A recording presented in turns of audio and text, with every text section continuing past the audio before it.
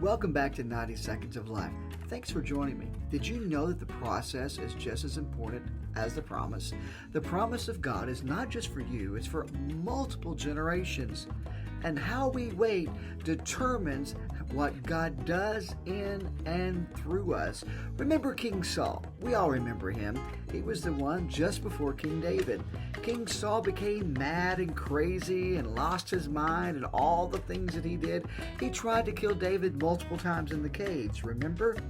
Well, God gave Israel, the Israelites, the promise of a king because they wanted to be like everybody else. They wanted to rule like everybody else.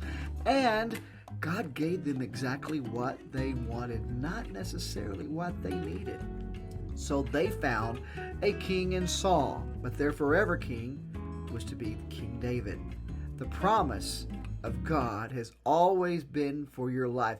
However, sometimes when we ask God for a certain promise, He gives us what He wants, or what we want, rather.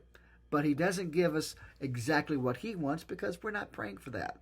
I challenge you today, whatever walk of life you're in, whatever denomination you're in, whatever you've been through, remember that His promise is for you. He loves you and He wants His best for you. And He will do anything to make that happen.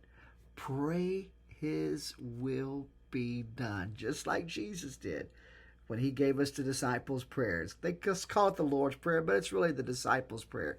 Thy will be done in earth as it is in heaven.